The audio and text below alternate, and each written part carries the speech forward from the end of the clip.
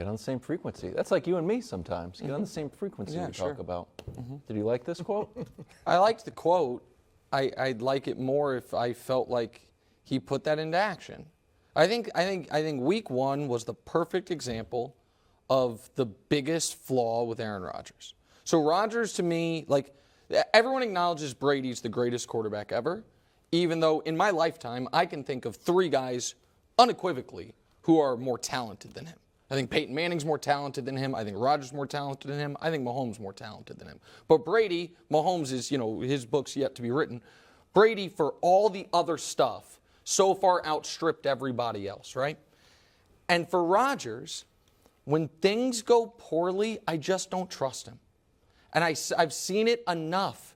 And it is now consecutive games, very different stakes of the games. But the NFC Championship game, couple things happened. There was a drop early, and Mercedes Lewis fumbled early. And what did he do the rest of the game?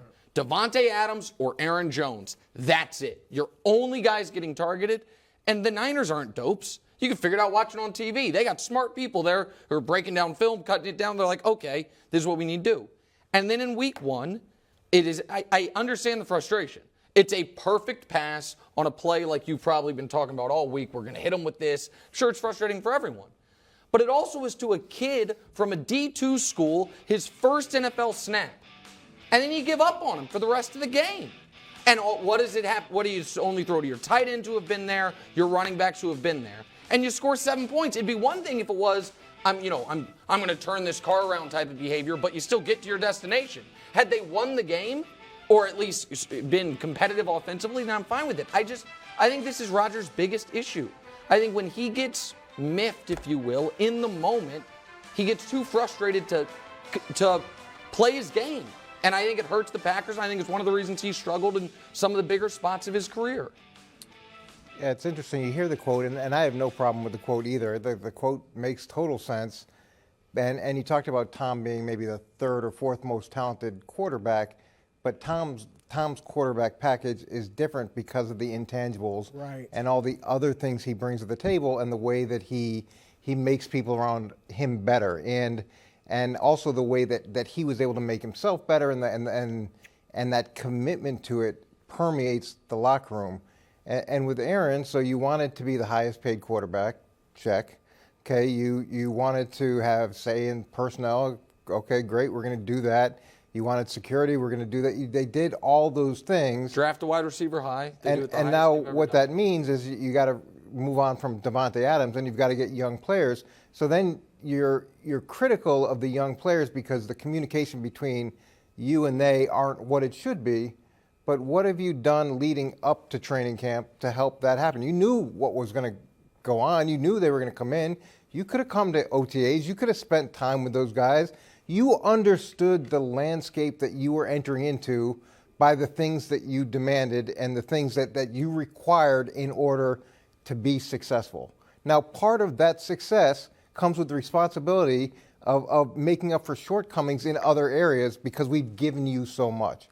And Tom was, first of all, he didn't always take the highest contract. That's a little bit different now, but that was an aspect of his selflessness.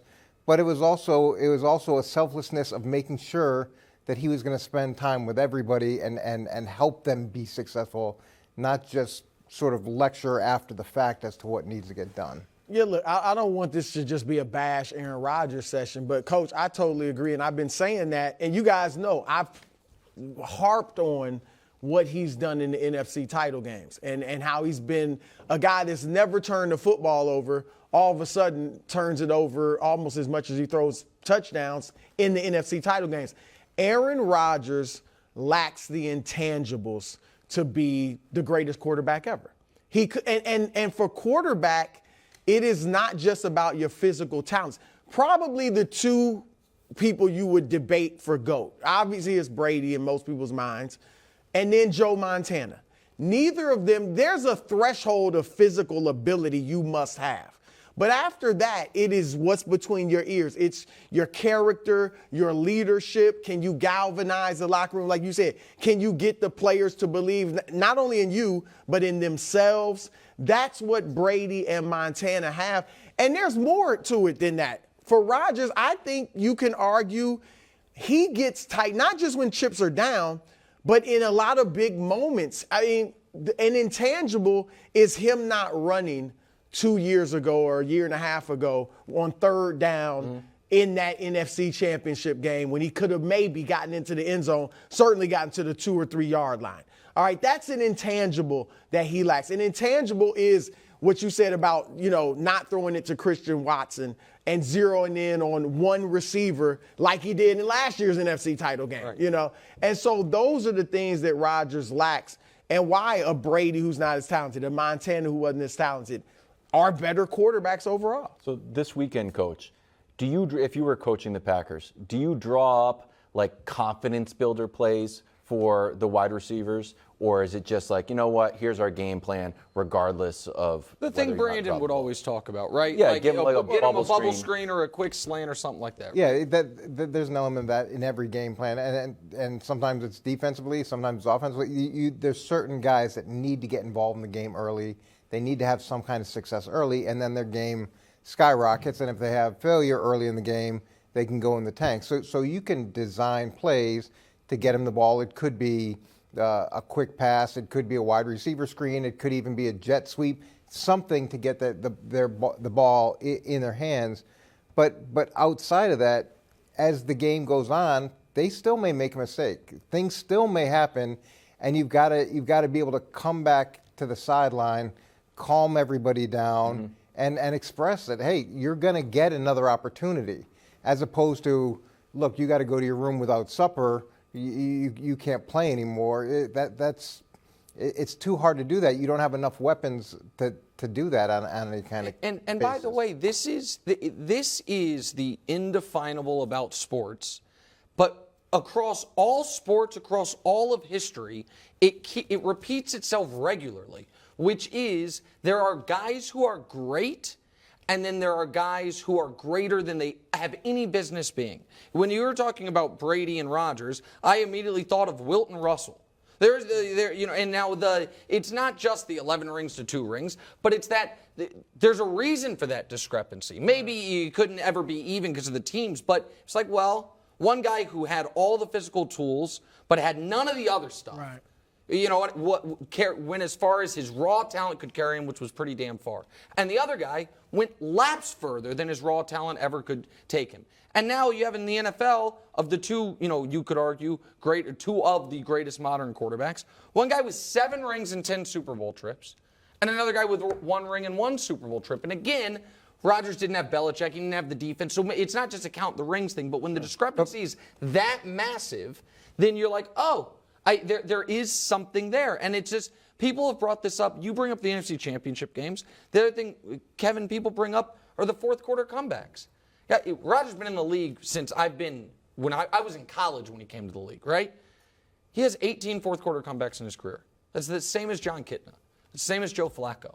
It's less than Derek Carr. It's less. Now, some of that's situational, but eventually the sample size gets large enough, you're like, oh. Absolutely. That's, you know what I mean? That's noteworthy. Those things start to tell a story, and it almost feels to me like he at times gets undercut by how great he looks when things are going great.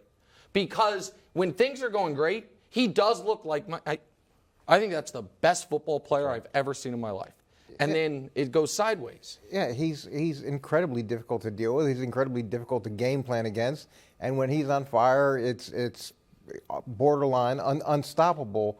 But the thing I talk about with Tom Brady when it's talking to my kids or other people, ask about him, whoever it is that no matter how much fame, success, money that he had, he worked the same way every single day, and he approached people the same way every single day. And you hear guys say it all the time. Hey, I came into the locker room, I was a free agent, or I was an undrafted rookie, or whatever it is, and Tom came over and introduced himself.